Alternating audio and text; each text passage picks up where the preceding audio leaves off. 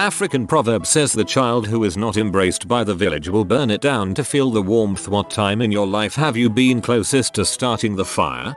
I had a co-worker at a non-commission based retail job where our co-worker would repeatedly sabotage my sales so she could get a lot of credit apps and a high GSP, AVGHR sales. She would overhear my pitch for cards, required, and then lie to the customer so they would apply. I would have to try and rectify what she said while she hovered over me. She did many other questionable things, and I reported to her multiple times, as did my co-workers and customers. Now, one time I got lucky and an 18-year-old kid came in. Yo, buy the most expensive desktop we have on display, 2.5k. She saw me do the sale, but I needed a manager to approve a tiny discount, but my radio was dead. Co-worker was watching me the entire time, so I asked if she'd call for the Monsignor. She stone cold ignores me. I go for the MGR. She prints out paperwork on the computer and tries to sell it to him. When I return, she literally yells at me in front of the customer to give her the sale. BC, she worked too.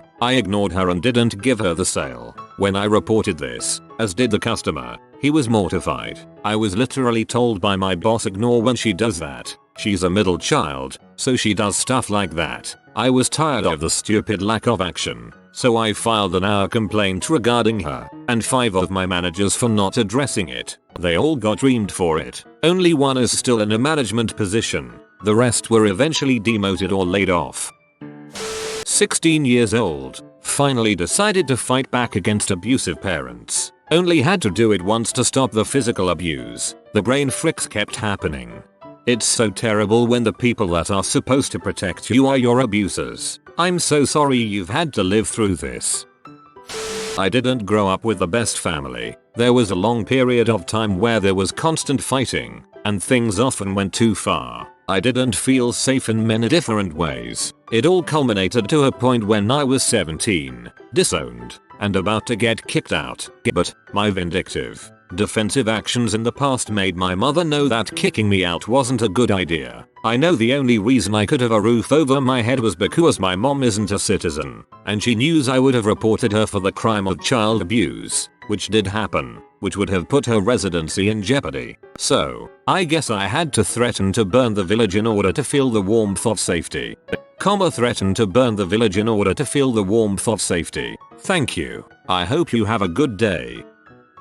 I used to work in fast food and was the only person in the store that didn't smoke. Everyone else got to take a break to smoke, but since I didn't smoke, I wasn't allowed to. Eventually, I spoke to the owner about it and was rebuffed. So I went over their heads to the company board. Owner got his butt chewed out for rebuffing me and I wound up getting a huge bonus my next paycheck. But when they discovered I reported them, I got fired immediately. Turns out they'd been violating company policy in food prep and storage. So I filed another report to corporate. Store got shut down for months and my former boss got fined 6 figures. When I managed a pizza place 20 years ago, I used to give non-smokers a Coke break to go drink a soda. It never seemed fair to me that the smokers would go frick off for 10-20 minutes while everyone else worked. Plus, they always wanted to go smoke as soon as rush was over and it was time to clean. When I was a teenager living in rural Alabama, I didn't get along with my stepmother. She went out of her way to be as mean as she could to me. Once when she left the house, she took the mouse for the family computer with her so I couldn't use it while she was gone. Well, I did her one better by taking a cord from the back, then locking myself in my bedroom until she got home. She uses my little baby stepsister against me and tells her to tell me she has a present for me. As soon as I unlocked the door, stepmother yanks it out of my hand and starts screaming at me about why the computer won't work. Well, let me tell you. On both sides of me I had a steel pole lying against the wall and a simple glass of water. I briefly entertained the notion of smashing her in the face with the pole, and instead just chucked the harmless water in her face. Hello. I'm quite sure I avoided jail that night. Wife was a senior staff for a local science fiction convention. Not only was she an unpaid volunteer, she had to take a vacation day off work and pay for her hotel room and parking. On the morning that the convention started, she was setting up the first of the 3 rooms she was responsible for: manual labor, moving tables, setting up shelves and loading them with stuff. And somebody came in, took her badge off her desk, and brought it to the convention's lost and found. Convention LF lady told wife that lost badges have a $5 fee to get them back. Wife looked at the badge, looked at her, and said, "Keep it. I'm going home. Have a nice convention." Wife was about 25 feet down the hall when LF lady caught up to her and returned her badge. Whoa, it was like they were trying to burn down their own village at that point. I can absolutely attest to being around people who were love-starved and then subsequently self-sabotaging or otherwise destructive. In a softer sense, if I have felt rejected, I have felt peace in sort of burning bridges to find myself. May the bridges you burn light the way forward. My dad didn't seem to take any interest in my life since I was 4. Then when my mum left him and I told him I was going to leave, he then proceeded to do everything to get me to live with him. Buying me stuff, telling me mum isn't a fit parent, trying to get custody in court. I decided to live with him because I was too scared to start a new school midway through the year. He then dates this woman who was pretty much the catalyst in destroying their marriage and gets mad at me when I don't treat her like a mother. Mum is now trying to get custody and I would burn his house to the ground if it meant she would win.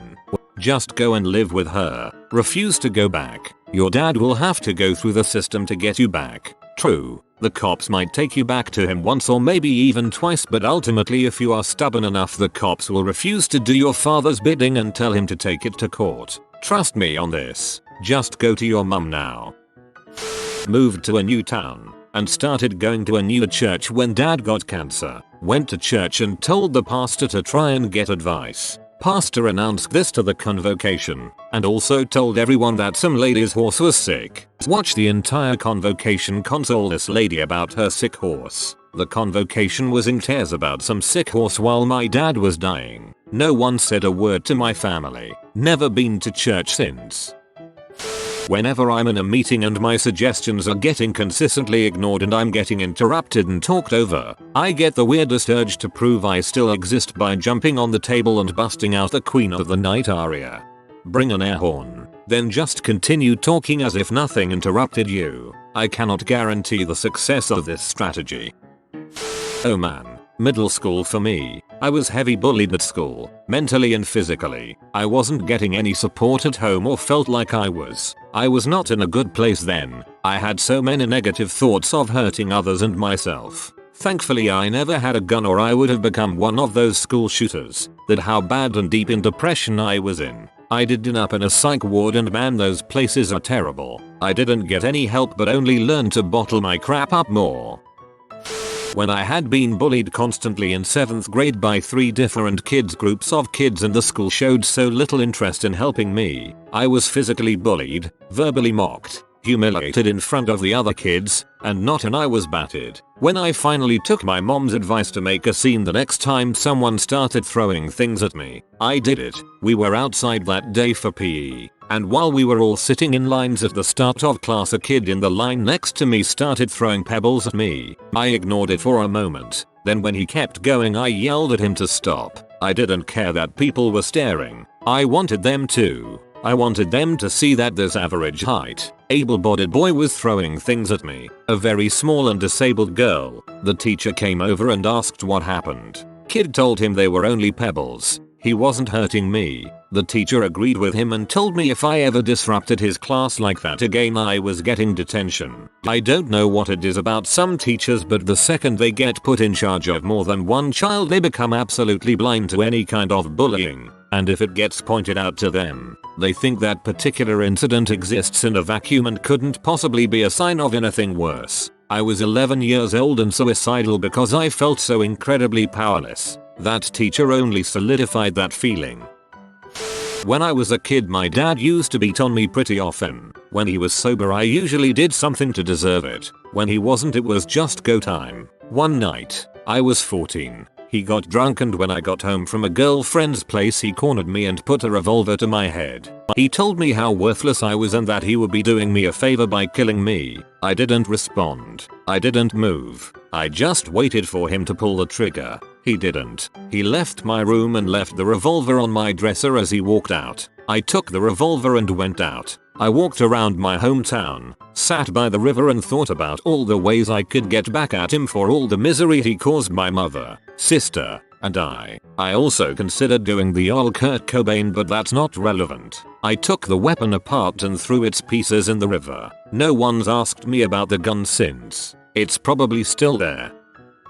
Working in public accounting as an auditor. 65+ hour weeks. Getting yelled at by clients for things that aren't your fault. Getting chewed out by your manager for being under budgeted hours for a client. Staying in hotels 5 days a week during busy season. Eating poorly because you never had time to cook. Let's just say one of the best days of my life was when I got laid off from that place, which opened the door for a great opportunity with none of the issues listed above.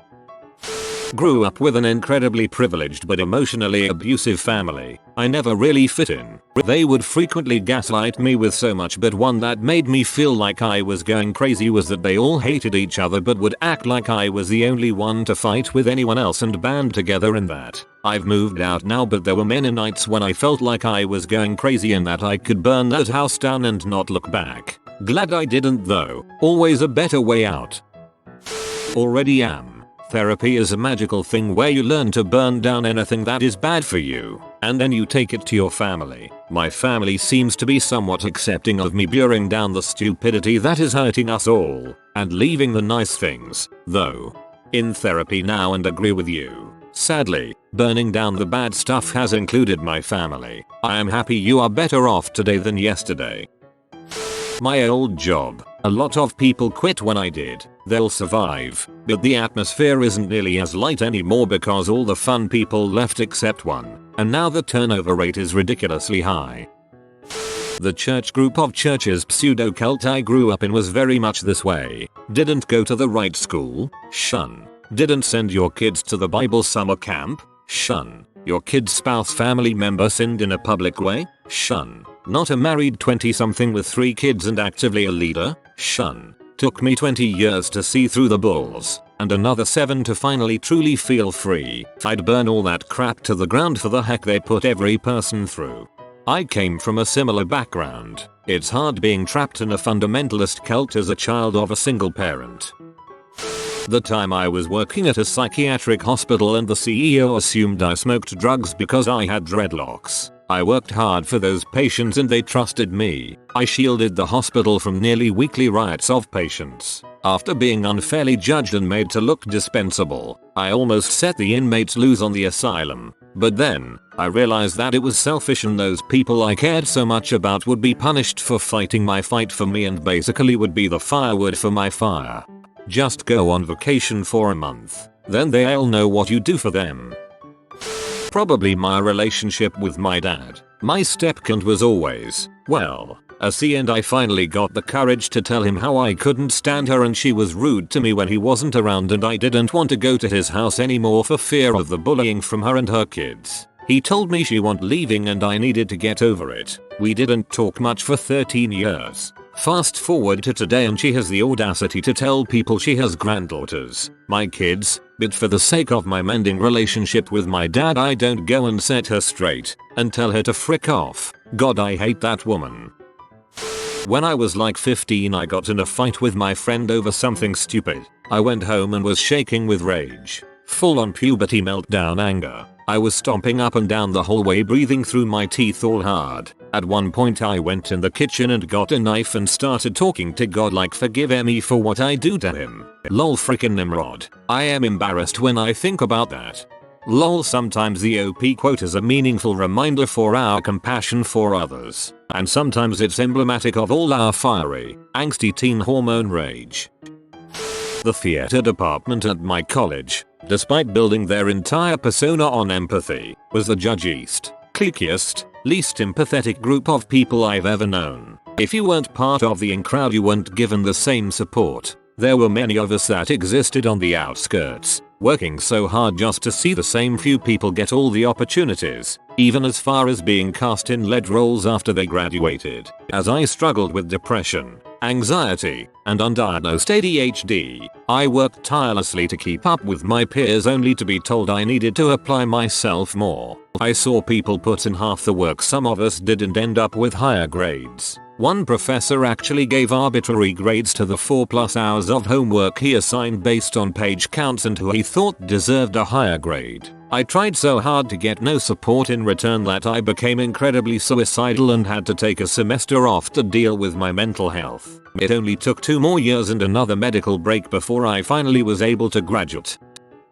I was raised in a cult. There were 11 kids, with 4 moms, and the leader had really convinced our moms that he was the Archangel Michael. I tried to run away over and over in my late teenage years, hiking across the desert in the dark to get to the highway, where I would try to hitch a ride. Every single time, well-intentioned truckers called the police to report a little girl walking along the highway with her thumb out. I am short, and I had been malnourished my entire childhood, so even after I turned 18, I was underdeveloped and couldn't convince anyone I was an adult. Michael always called me in as a runaway and the cops would take me back. The last time, I was 20, and I felt so hopeless when I saw the police lights. I thought very seriously about trying to attack the officer with my knife that I always brought in case I was picked up by a crazy person. I knew I was too small and weak to actually hurt the officer, but he would be obliged to arrest me and send me to jail. It was the only way out I could think of. My brother is 10 years younger than me and is a teenager. I regularly drive him around to see his girlfriend and to his classes. Recently he's becoming very disrespectful and downright rude. He's only nice to me if I've made food or if he needs a ride, and in a way that pisses me off even more. The amount of times I have seriously considered pulling over and making him walk the last 10 miles home. You shouldn't drive him around. Just don't drive him around if he's disrespectful. I grew up in a dysfunctional family, though feeling very loved cause I was the youngest. I'm from a culture where you're not supposed to be gay, so I always knew that I was loved for the wrong reason and that the moment I'd come out, everybody would hate me to the core. The facade I kept up with lasted into my mid-20s, and then one day, I just exploded and updated my social media. Coming out. My family hasn't spoken to me since then. It's been 6 years. I guess the fire is still burning. Breaks my heart hearing stories like this. I hope you're doing okay now and have found people that support and love you for you. Here in Australia, the fire starts itself.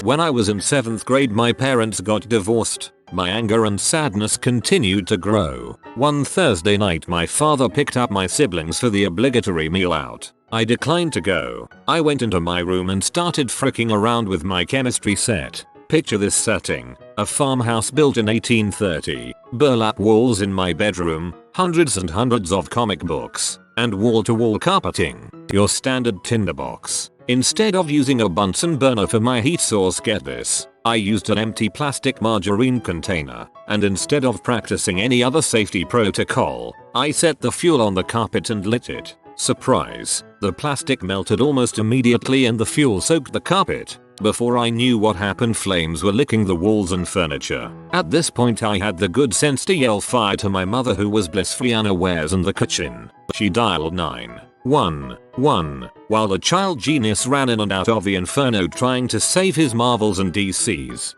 Thankfully the emergency services got there quickly and were able to contain the damage to my bedroom. It was completely blackened. For years I believed the whole thing was a terrible accident. Only as an older adult can I admit to one simple fact: my pain and need to be seen manifested in the torching of my own room.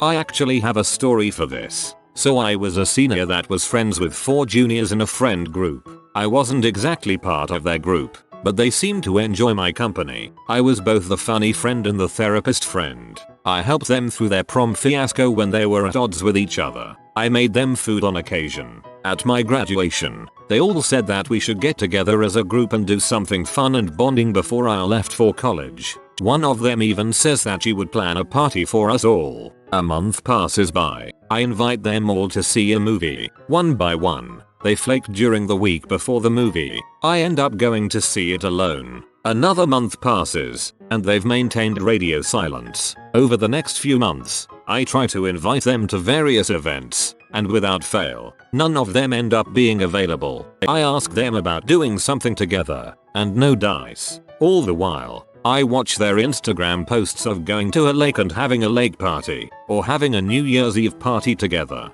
Now, here I am, typing this out on Reddit before going to bed and waking up tomorrow to go out of state for college.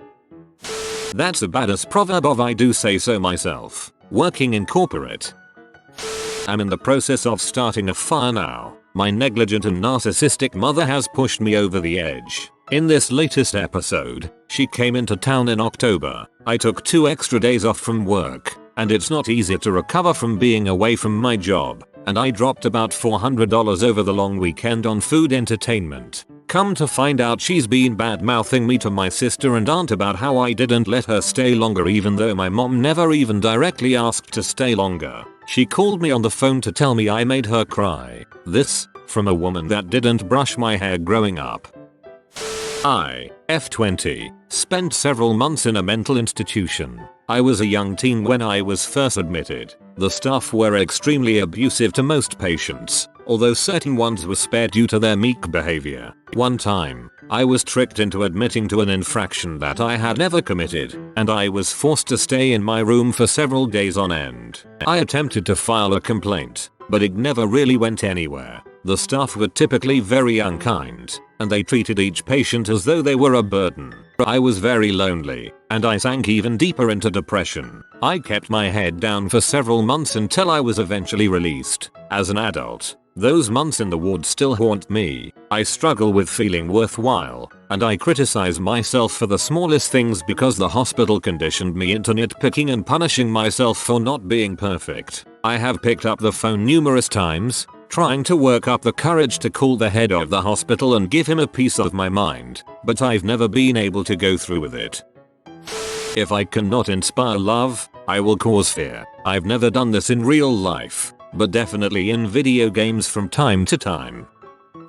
Bullied in middle and high school, relentlessly, and occasionally violently. Administration turned their backs on me when I needed help, but was always there to come down on me like a ton of bricks when I made the smallest mistake. Became a loner, went from a straight A student to failing nearly every class. I felt betrayed and abandoned by everyone I trusted to help me at that school. The undiagnosed mental illness didn't help things either. If I had access to weapons back then, I probably would have been a statistic. Luckily this was 20 years ago and I've gotten help through counseling and medication. Life in public accounting. I always feel like a loser in school. I have friends but end up alone 95% of the time. It's rough, dog. Hey mate, I've been there. It's gonna be okay. School is short. If you need to talk, PM me. My family doesn't know that I've hit it big in my industry. The industry they said that you'd need superhuman talent or a lot of luck to make it in. I'm getting my finances and the logistics in order, and next week I'm moving out unexpectedly. The guys I've hired to move what few possessions I'm taking with me arrive sometime in the morning and my flight leaves in the afternoon. I'll leave a letter explaining that I haven't harmed myself but they are not likely to see me for a long time. I've got my own phone on my own plan, a plane ticket, and a place lined up on the other side of the country. My family won't take it well since they thrive on control and conflict and I expect the whole family to implode from finger pointing and drama whoring once I'm gone. Call the local police and or sheriff's office and inform them of this. Don't give them any info about your new whereabouts, other than that it's intentionally far away. That way if your family tries to file a missing persons report, law enforcement won't act on it. This is something that abuse survivors are encouraged to do and it sounds like your situation qualifies. Going to the DMV. My parents were horrible abusive drug addicts. They were known in the town and I was always treated like I was using M myself as a kid. People tried to get me removed from classes because I would be a bad influence. Teachers made fun of me or kicked me out of class for things like playing in the rain and coming in all wet when they knew dang well my homeless butt walked to school. But one thing really stuck out. The day my parents died. They died a day apart, but it blurred into one. A cop pulls me over. I'm 18, homeless and have no support. He tells me I did nothing wrong and hands me a seatbelt ticket for $90 and says don't turn out like your parents in a really crappy tone. My blood boiled and I just wanted out of that town but I was broke. Well, I stuck to education, got my MT, got my fire science degree and I got my spot on the local fire department. I didn't think much of my past but one day I had a car accident I went to and it wasn't bad but the car was overturned and the guy in it was freaked out. Rightfully so. And when I get down to let him know help's there, you know who it is? That cop. and I would never refuse care. I wouldn't imagine doing so to anyone, and it never crossed my mind, but I swear that dude thought I was gonna leave him to die. He started looking like I was death. But instead of the burning down of the village, I helped him and he was really proud of what I became. I explained to him what he had done to me, and he knew. But I think talking to me and getting my point of view was eye-opening. Anyways, I still think it's funny the dude thought I was gonna kill him over a ticket. In grade school, all of my classmates were either hostile, judgmental, uncaring, manipulative, or some combination of them. The teachers didn't even help, and some of them even tried to bully me into thinking I was stupid. I tried talking to older and younger classes sometimes, but that would only cause more bullying. My parents didn't help me either. Their only advice was uselessly preaching about obedience and waiting. It's far in the past and doesn't really affect me anymore. But if I ever bear or adopt kids, I'll try to give them the guidance which I received way too late. You have been visited by the romantic doggo. Comment love is magic so you never fall in the friend zone. If you are new to the channel, you can subscribe. I publish new videos every day. Until then, check another video, or don't. Either way, have a great day you magnificent people.